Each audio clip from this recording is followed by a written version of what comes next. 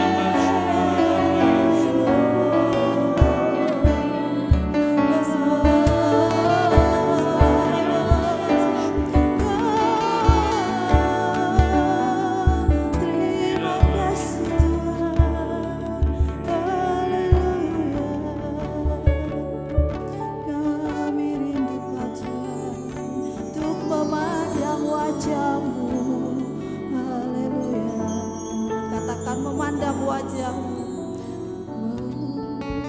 memandang wajah-Mu, mengikuti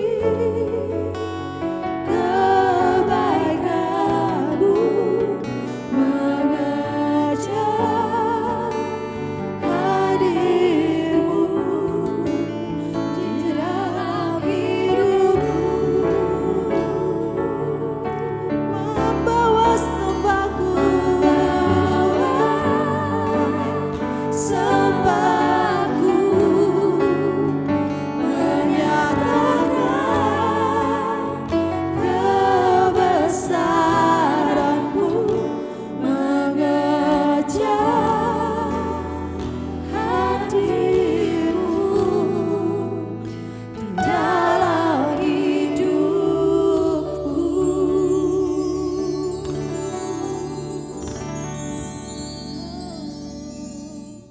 Shalom. Saya mau tanya, ada berapa yang belum menikah hari ini? Yang belum dan pengen menikah. Kalau yang nggak pengen nggak usah angkat tangan. Ada berapa banyak yang duduk di tempat ini yang belum menikah? Angkat tangan. Lumayan banyak ya. Adrian. Ini stok terbaik kita. Jaga PCC untuk next ya. Pernikahan anak yang sulung dari. Stok terbaik. Thank you. Nah, tadi sudah berdoa ya? Belum. Sudah ya? Mari kita berdoa dulu. Terima kasih Tuhan untuk kesempatan yang baik, hari yang luar biasa. Hadirat-Mu yang penuh dan menguasai setiap kami pagi hari ini. Kami percaya ketika Roh Kudus ada di tengah-tengah kami, di saat kami menyembah, memuji Engkau, kesembuhan terjadi. Di saat kami mendengarkan firman, perubahan hidup terjadi. Dan ketika kami mengangkat tangan kami untuk terima berkat, bukan cuma berkat mujizat yang kami harapkan, tetapi keubahan hidup terjadi di tempat ini. Terima kasih Bapa, dalam nama Yesus kami siap untuk mendengarkan firman. Haleluya, amin. Yang setuju beri kemuliaan kepada Tuhan. Haleluya. Saudara, hari ini saya hari-hari ini saya banyak berbicara tentang pernikahan. Ya, layaklah saya untuk diberi kemurahan Tuhan untuk berbicara tentang pernikahan. Sebab tahun ini kami akan 27 tahun usia pernikahan. Ya, 27 tahun. Wah, bukan gampang saudara. Itu hal yang sangat-sangat dahsyat bersama Tuhan. Nah, ketika saya berhadapan dengan konseling, saya Tuhan izinkan untuk melayani juga di bidang konseling pranikah. Ya, tentu saja bukan yang resmi dari gereja. Ada beberapa anak-anak rohani saya.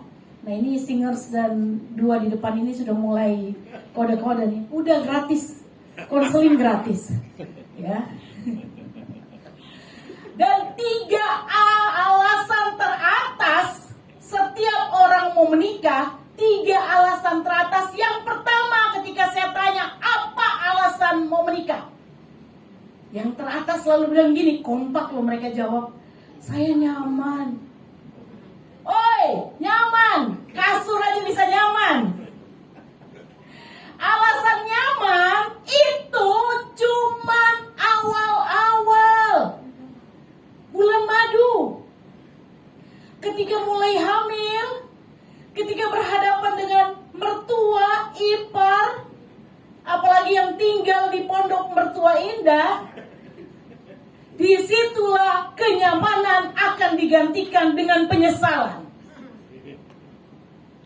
Yang kedua, alasan yang terbesar ketika saya konseling orang untuk menikah, alasan yang terbesar yang mereka bilang, kami pengen punya keturunan. Guys, punya anak itu anugerah Tuhan. Seberapa hebat pun kamu berusaha, kalau Tuhan belum anugerahkan, kita nggak bisa ganti pasangan. Ini pernikahan Kristen loh ya. pernikahan Kristen. Saya tidak singgung di pernikahan yang lain. Dan alasan yang ketiga yang sering kali saya dengar, kenapa kamu menikah? Alasan yang ketiga dibilang gini, kan kami sudah mapan secara finansial. Haleluya, bagus banget. Memang yang masih uang pas-pasan, ya, jangan coba-coba untuk menikah kalau masih uangnya terbatas. Tetapi alasan finansial itu juga bukan alasan terbaik untuk menikah. Sebab 2 tahun masa pandemi ini, saya juga banyak mendengar dan banyak melayani konseling rumah tangga yang goncang gara-gara kekurangan hepeng, duit, doi, orang Manado. Ya. Nah, sekarang kita akan belajar firman Tuhan masih berhubungan dengan pernikahan. Pernikahan siapa di dalam Alkitab yang paling ngenes menurut saudara? Pernikahan siapa yang paling ngenes? Yang paling kalau ini sinetron Indosiar ini benar-benar bisa berseri-seri nih pernikahannya gitu.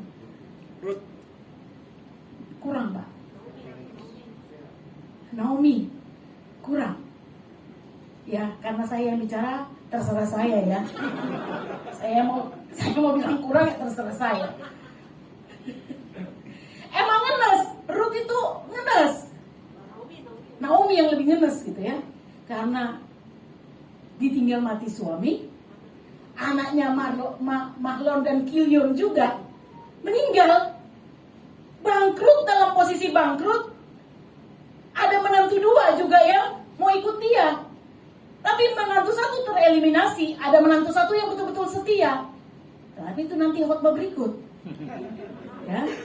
Sekarang menurut saudara, saya waktu pelajari, saya baca di Alkitab yang paling ngenes dalam pernikahan yang tercatat Alkitab adalah Lea.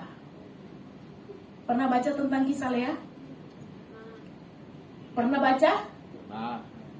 Lea adalah wanita yang paling tersakiti menurut saya yang tertulis dalam Alkitab. Mari kita sama-sama baca Kejadian. Saya suka kalau firman Tuhan ini saudara nggak usah terlalu tegang ya. Sebab ketika saudara tegang, pembicara juga tegang. Ada pembicara yang saking tegangnya di foto aja marah. Dibawain air minum marah. Saya nggak mau kayak gitu. Kita santai aja tetapi tetap dalam hadirat Tuhan. Mari sama-sama kita buka firman Tuhan. Ya. Kejadian pasal 29.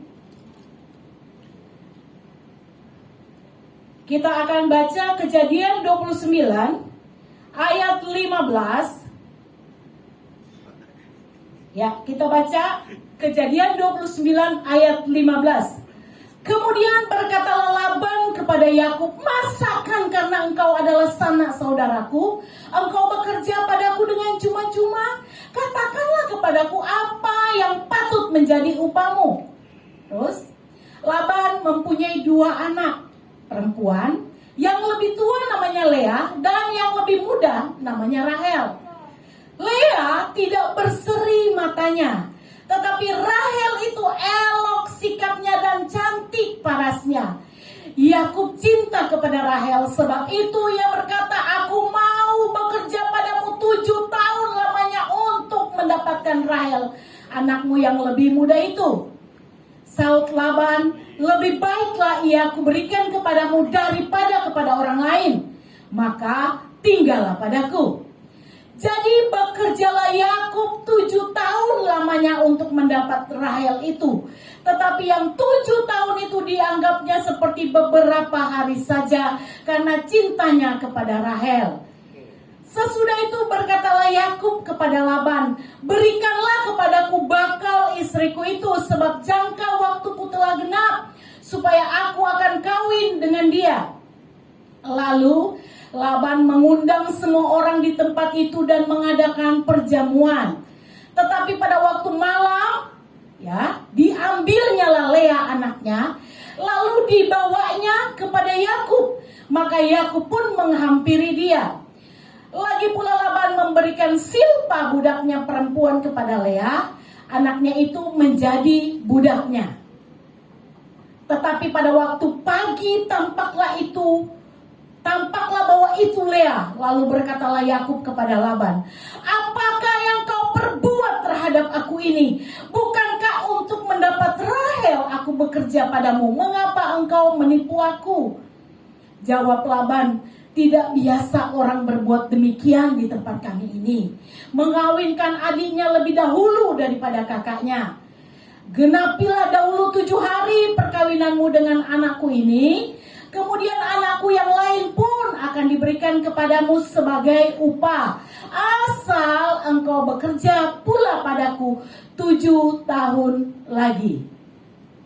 Maka Yakub berbuat demikian. Ia menggenapi ke-7 hari perkawinannya dengan Lea. Kemudian Laban memberikan kepadanya Rahel anaknya itu menjadi istrinya.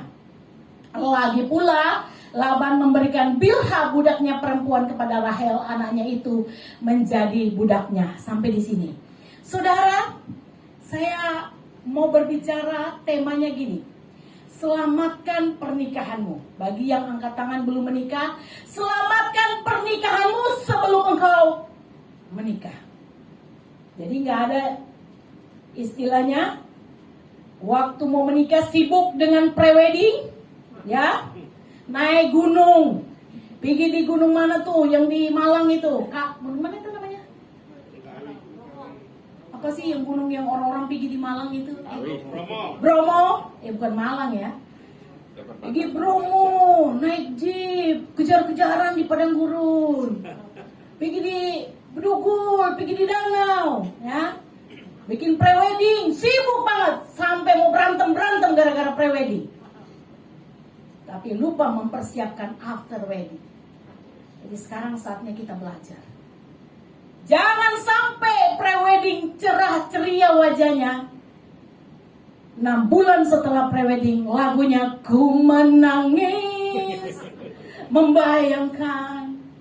Saudara, dari awal saya bilang tadi ini kisah wanita. Alkitab, kalau pendeta, kalau Alkitab bicara tentang wanita, Alkitab sedang berbicara tentang gereja Tuhan.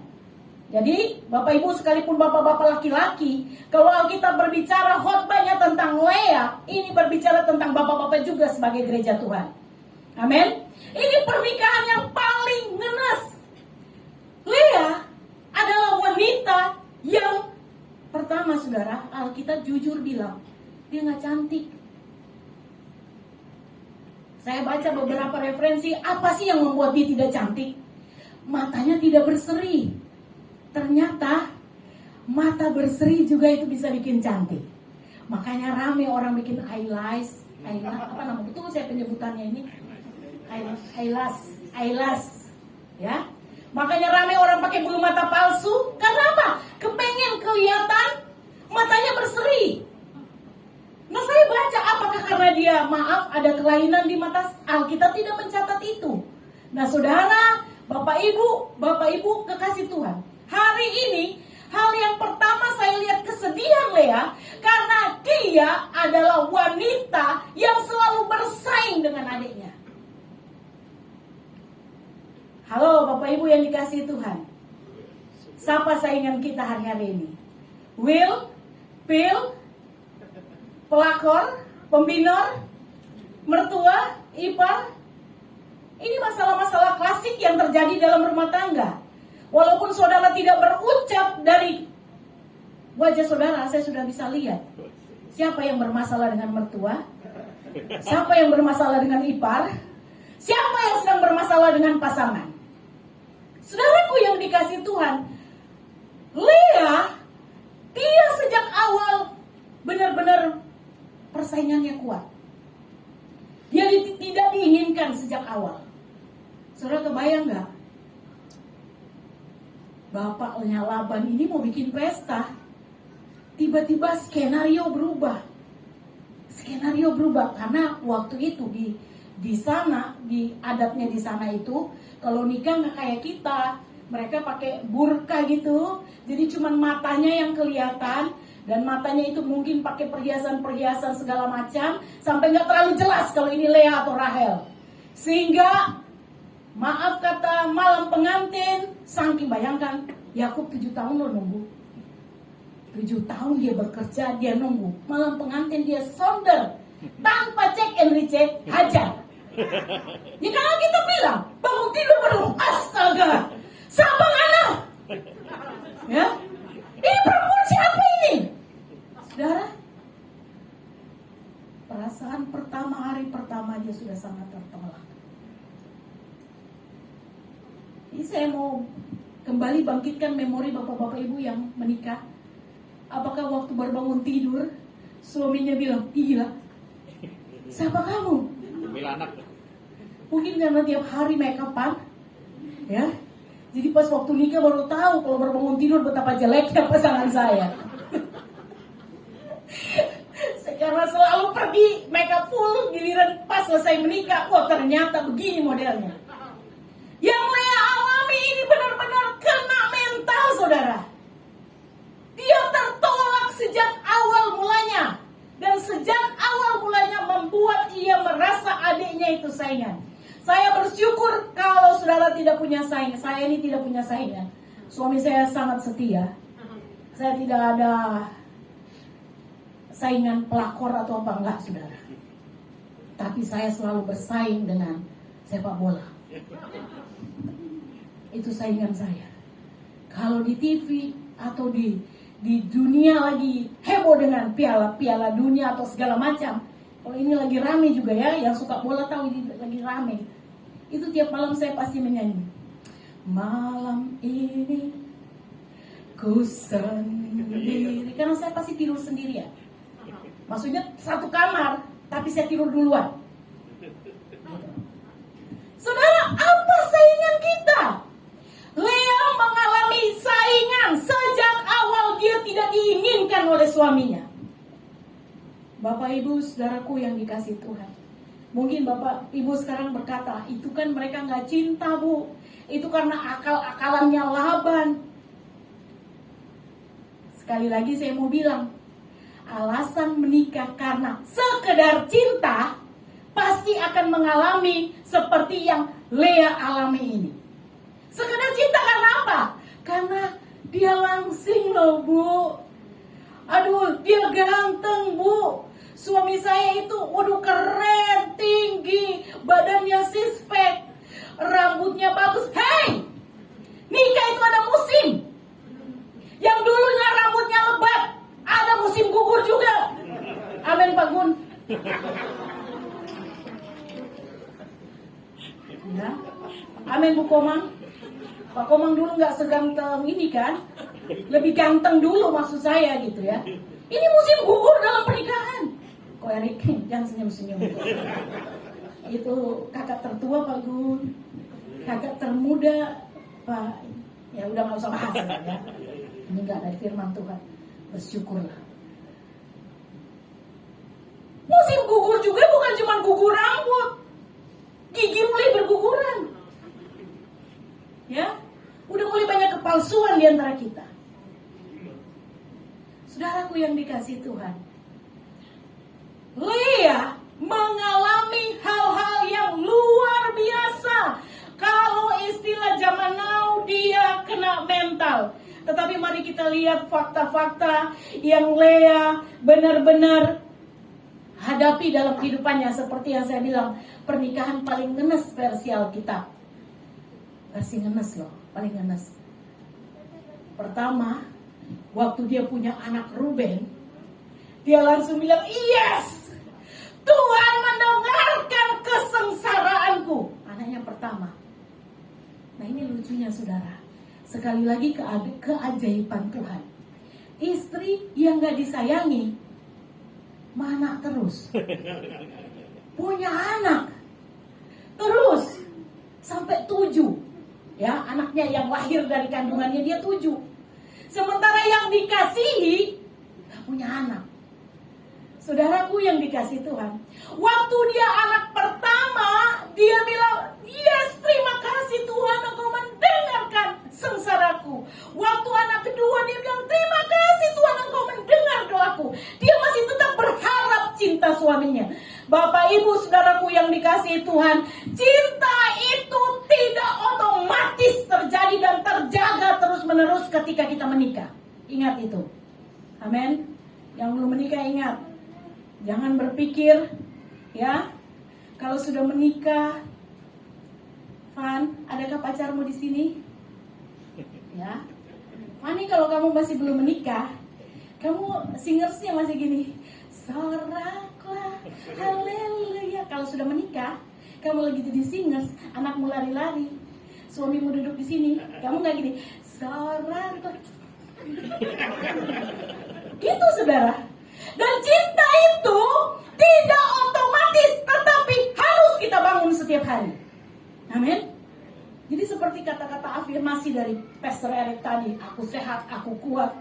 Itu harus tetap katakan. Saya tiap bangun tidur tanya Pak Yongki sampai sekarang, I love you sayangku. Benar kan Pak? I love you too. Enggak Pak, dia enggak bilang I love you too. Pak Yongki bahasa kasihnya cuma lewat tindakan. Kalau saya bilang I love you, dia nggak jawab I love you tuh enggak. Tapi dia ke depan, di rumah saya ada taman, bukan Taman Eden sebenarnya.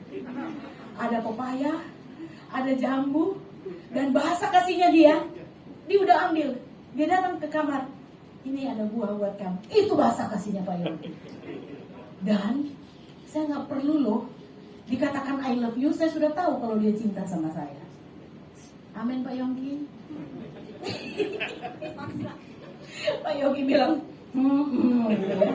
Saudaraku yang dikasih Tuhan, saya mau katakan bahwa Lea mengalami penolakan, tidak dicintai, dianggap pelengkap penderita dalam perjalanan hidupnya Yakub, saudara.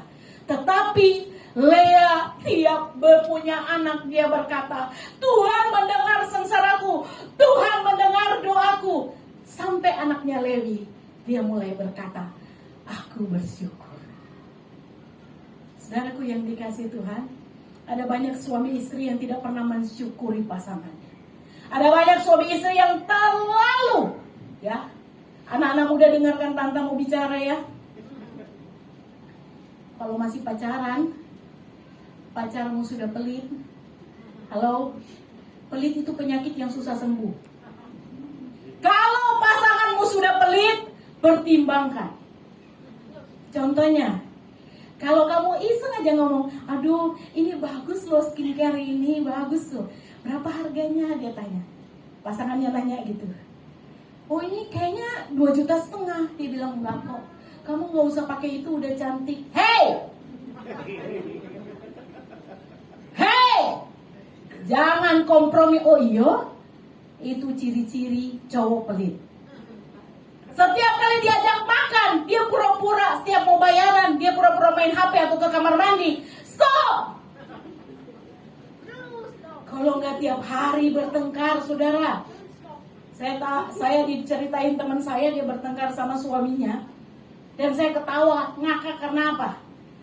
Suaminya itu emosi karena tiap hari ada paket gitu, suara-suara yang mengerikan di telinga suami, paket gitu. Akhirnya tiap hari bertengkar. Pak, saya ini mendukung program pemerintah biar kita menekan angka inflasi. Kita harus mencintai produk-produk dalam negeri dengan berbelanja di Shopee. Nah, ini silakan. Bertengkarnya sih kayak gitu, ya. Terus anak-anak muda cewek-cewek perhatikan juga. Kalau kamu pacaran dan pacarmu ini cowok ini apa-apa nanya mamanya, apa-apa nanya mamanya. Bahkan kamu mau jalan-jalan kemana mesti tanya ke mamanya. Hey, fix ini anak mama. Kalau kamu tetap nekat menikah dengan anak mama, kamu akan saingan seumur hidup dengan mertuamu. Ini fakta yang terjadi.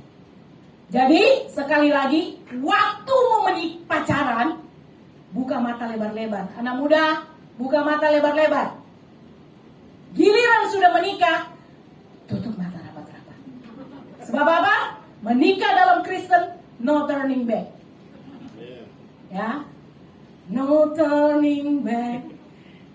Kita doakan biar yang pakai baju kotak-kotak di belakang segera mendapat pasangan. Saudaraku yang dikasihi Tuhan,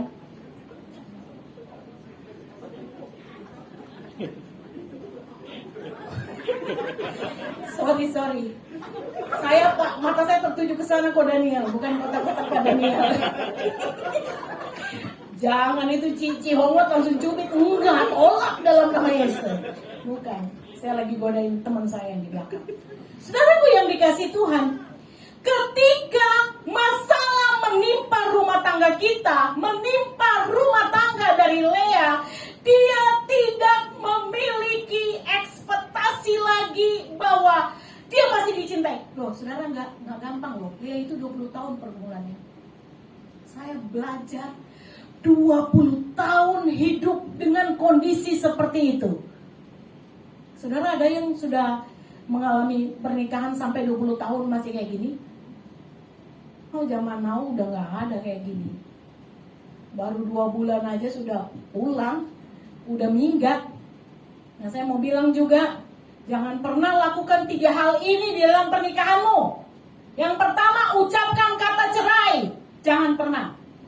Sebab waktu menikah, makanya di gereja kita ini bagus banget, konseling pranikahnya ditangani oleh gembala sendiri. Itu gembala mesti bilang baik-baik.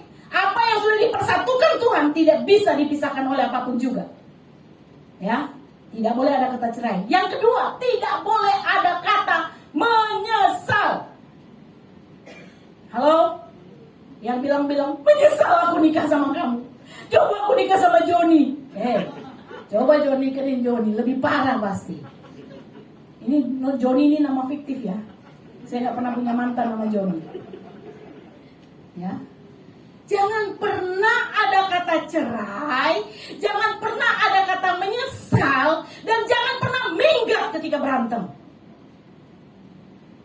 Maaf ya, kalau ini terlalu keras. Tapi waktu kamu minggat, kamu di dekat dia aja banyak godaan. Apalagi kalau kamu pilih minggat. Minggat waktu menikah itu artinya magang menjadi janda. Ya. Gak apa-apa, anak-anak muda ini dengar betul-betul.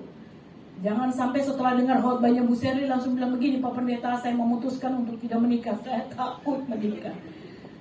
Menikah itu kalau kita menikah dalam Tuhan hanya 2% enak. Menikah dalam Tuhan 2% enak. 98% enak tenang.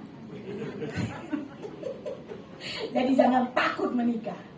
Ya saudaraku yang dikasihi Tuhan, 3 hal yang pantang untuk kita lakukan. Lea, ekspektasinya dia bakalan dengan proses ini, dengan punya anak banyak terus menerus, suami saya akan berbalik mencintai saya. Berbeda dengan saingannya, adiknya yang tidak punya anak pada waktu itu. Tapi ternyata keadaan tidak berubah. Saudara, kalau saudara baca kisah-kisah yang ngenes di Alkitab, semua berakhir happy ending pada saat masih hidup. Iya kan? Tadi kita bilang siapa tadi yang paling parah? Rina bilang Naomi, Pak Gem bilang Ruth. Tapi happy ending kan? Happy ending kan? Lea happy ending, tapi dia udah meninggal duluan. Sepanjang umur hidupnya, dia mengalami proses yang sangat panjang. Happy endingnya Lea itu, karena apa? Waktu dia meninggal, dia dikuburkan bareng suaminya. Sementara Rahel meninggal tidak dikuburkan di samping kuburan suaminya. Itu happy endingnya. Tapi bagi kita semua anak-anak Tuhan, kita selalu mengharapkan mujizat terjadi dalam kehidupan kita. Saudara, apakah salah kita mengharapkan mujizat? Tidak salah. Tetapi seandainya Tuhan tidak melakukan apa-apa yang sepertinya kita inginkan, apakah kita berkata bahwa Tuhan tidak sayang sama saya? Tuhan tidak peduli dengan kehidupan rumah tangga saya? Saya cuma mau katakan begini, seburuk apapun kondisi pernikahan saudara, tetap masih ada Tuhan di dalamnya. Amin. Seburuk apapun kondisi pernikahan kita, percayalah masih ada tangan Tuhan yang sanggup untuk mengubahkannya. Saudara tahu, Lea memang ngenes pernikahannya. Tetapi saudara tahu, Nabi besar Daud lahir dari keturunan Lea. Yohanes Pembaptis lahir dari keturunan Lea. Bahkan kalau urutan kehidupan, keturunan dari Yesus duniawi, Yesus sebenarnya bukan keturunan manusia, tapi kalau urutan Maria dan Yusuf, Yesus pun dari keturunan Lea. Saudara tahu keturunannya Rahel itu siapa yang terkenal? Keturunannya Rahel yang kita tahu dan baca di Alkitab? Saul. Saudara, kadang kita berpikir Tuhan tidak berbuat apa-apa dalam pernikahan kita. Kadang-kadang kita berpikir, Tuhan, apa maksud Tuhan? Saya sudah setia melayani, saya sudah setia berdoa untuk suami, buat istri, tapi tidak ada perubahan apa-apa. Percayalah, tangan Tuhan sedang membingkai kehidupan kita. Amin. Tangan Tuhan yang hebat sedang membingkai kehidupan kita, saudara. Mungkin hari-hari ini saudara berkata, aku single parent, Bu. Aku nggak meminta untuk bercerai, tetapi aku diceraikan, Bu. Saudara, percayalah bahwa semua itu adalah bagian Tuhan sedang membingkai kehidupan kita. Lukisan sebagus apapun, saudara. Ini suami saya pelukis. Sebagus dan semahal apapun lukisan itu, kalau tidak diberi bingkai, dia kelihatan biasa. Begitulah hidup kita. Mungkin pengalaman pernikahan kita tidak sesuai dengan ekspektasi kita. Mungkin kita sedang menghadapi masalah dengan anak-anak kita yang bertumbuh tidak sesuai dengan idealnya yang kita pikirkan. Mungkin pernikahan anak-anak kita jauh daripada yang kita doakan selama ini. Percayalah bahwa tangan Tuhan tetap ada di pernikahan itu, seburuk apapun keadaannya. Mungkin Lea, dia tidak menikmati pernikahan bahagia. Kenapa saya bilang tadi paling ngenes? Dia gak pernah dibilang Yakub memuji-muji dia, Yakub mesra dengan dia, gak ada. Tapi endingnya, saudara.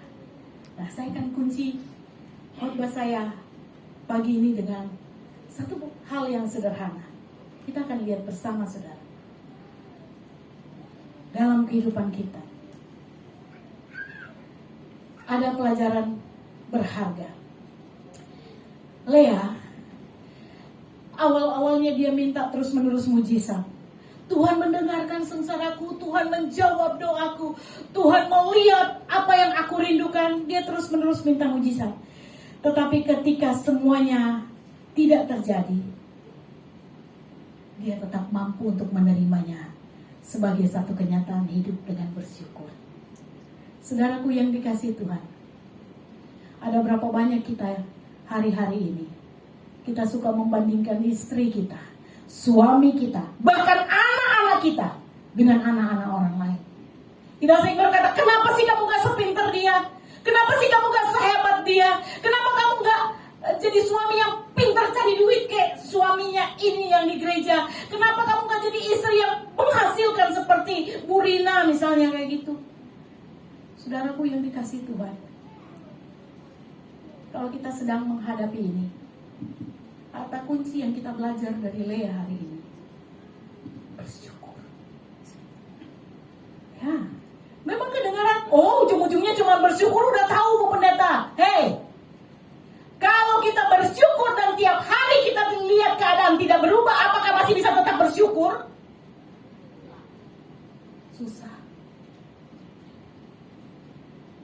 Apalagi ketika kita bersyukur, tetangga-tetangga kita bilang, betul Bu, syukur. Apalagi waktu kita curhat kepada teman orang tua kita dan orang tua kita bilang begini, makanya itu kata-kata yang paling mencekno kalau orang-orang tua bilang. Orang-orang tua kan begitu kan. Waktu mau menikah kan kita sering bagus-bagusin pasangan kita toh, iya kan? Ini dia begini Pak, dia memang kelihatannya jelek Pak, tapi dia baik loh Pak. Dia memang agak kelihatan galak loh Pak, dia agak kelihatan galak. Tapi kalau sama saya dia baik banget. Hei wanita-wanita, kamu bukan bukan pawang. Cuman jinak kalau dekat kamu. Kalau cowok udah main tangan, stop. Lempar jangkar via kondios, ganti lain. Ganti. Kalau masih pacaran lo ya. Kalau sudah menikah, ini tips yang sering mengalami KDRT. Kalau sudah menikah, tetap tidak boleh cerai. Tapi kalau dia suka pukul, jangan tinggal sama-sama dulu untuk beberapa waktu lamanya.